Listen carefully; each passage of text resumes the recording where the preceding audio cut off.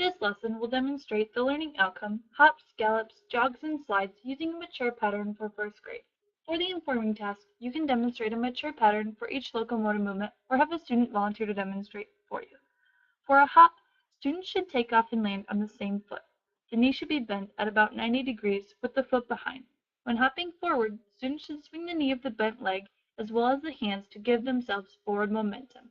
After the demonstration, I had the students practice hopping on one foot and then the other across the volleyball court to practice this mature form. Instructional cues for galloping include keeping your eyes and feet facing forward. Students step forward with the lead foot and allow the back foot to close in. Both feet are temporarily off the ground. Swinging arms forward and back, again, will help with momentum when galloping forward.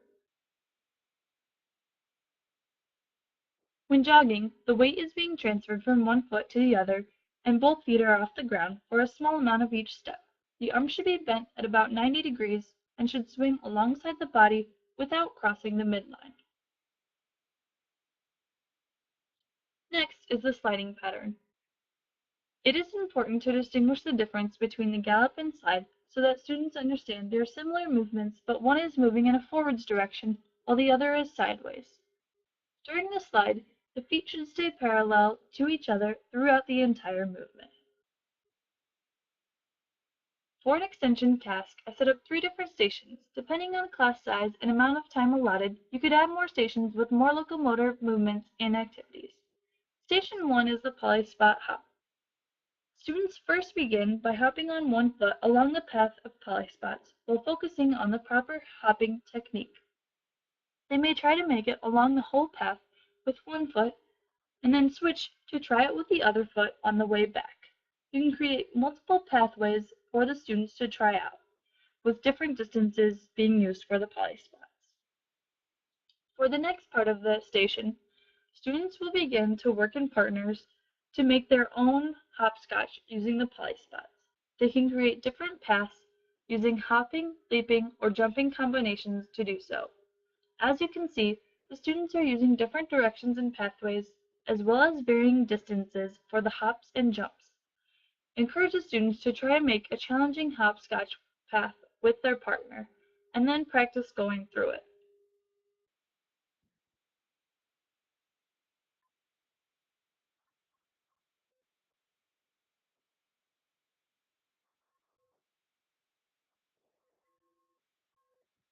Station 2 is the locomotor line leader.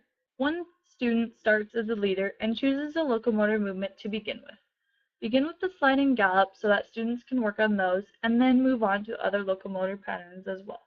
The leader will lead their group members around the space while staying on different court lines and performing the locomotor movements.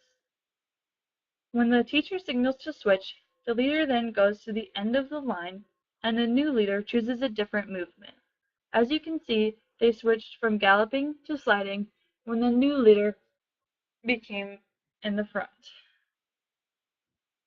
Students can practice at different speeds using the mature pattern while playing this activity. Station 3 is line tag. Students will take turns being it for line tag while practicing running. Once tagged, they may freeze and be a roadblock until a friend comes along and gives them a high five. At that time, they are unfroze and free to run and be tagged again. Be sure to have the students switch taggers roughly every 30 seconds so that each student gets the opportunity to be a tagger. This will also help to change up the pace of the game, as some taggers will be quicker than others and may have troubles being able to tag other students. The culminating activity that is shown in this lesson is called Through the Forest. Students have to cross through the forest using the practice locomotor movements with a mature pattern while avoiding trees, thorns, rivers, and other obstacles of the forest. Any equipment can be used for the obstacles, such as cones, domes, polyspots, noodles, or other equipment that students can maneuver around.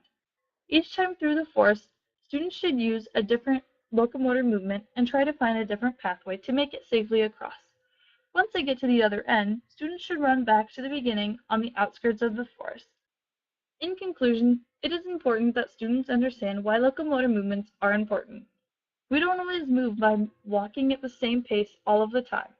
Sometimes we have to climb or jump over something or slide by it in tight situations, and we have to adjust our speeds, levels, and pathways to stay safe while doing so. I hope that you have found this lesson useful in demonstrating the outcome, hops, gallops, jogs, and slides using a mature pattern.